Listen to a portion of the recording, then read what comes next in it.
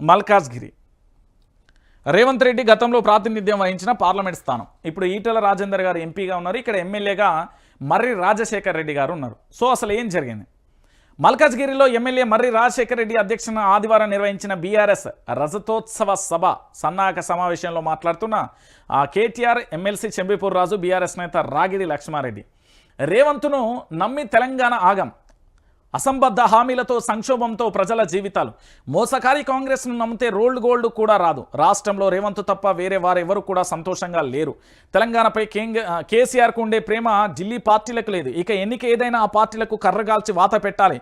మల్కాజిగిరిలో BRS working president KTR ఎండను సైతం లెక్క చేయకుండా తరలివచ్చిన శ్రేణులు, కేటీఆర్ సమక్షంలో బీఆర్ఎస్లో చేరిన పలువురు నేతలు, ఒక పార్టీగా బీఆర్ఎస్ 25 ఏళ్ల ప్రయాణంలో దాటిన మైలురాళ్ళు ప్రతి కార్యకర్తకు తెలుసు. తెలుగు రాష్ట్రాలలో 25 ఏళ్ల ప్రస్థానం దాటిన ప్రాంతీయ పార్టీ రెండే. ఎన్టీఆర్ స్థాపించిన తెలుగుదేశం ఒకటైతే రెండవది తెలంగాణ ఆత్మగౌరవ బాహువాటను హిమాలయాల ఎత్తుకు తీసుకెళ్లి రాష్ట్రాన్ని సాధించి అందరి కలలు నెరవేర్చిన కేసీఆర్ నాయకత్వంలోని బీఆర్ఎస్ రెండోది అంటూ కూడా చెప్పారు.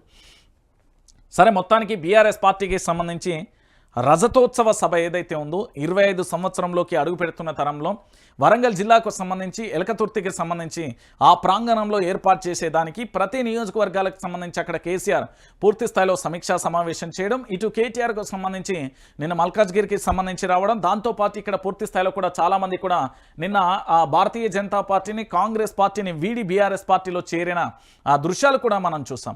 సో మొత్తానికి ఈ 25 ఏళ్ల ప్రస్థానాన్ని పండుగగా జరుపుకోవడానికి బీఆర్ఎస్ అయితే సిద్ధమైంది. ఇందులో విషయం ఏంటంటే ఇప్పటి వరకు కూడా మొన్నటి వరకు వాళ్ళకి పర్మిషన్ లేదు, నిన్న వాళ్ళకి పర్మిషన్ కూడా వచ్చింది. ఆ పూర్తి స్థాయిలో పర్మిషన్ కూడా ఇచ్చిన పరిస్థితి కనబడుతుంది. అంటే ఇక్కడ ఏంది అంటే కేసీఆర్ను చూస్తే కాంగ్రెస్ పార్టీకి వణుకు మొదలైంది.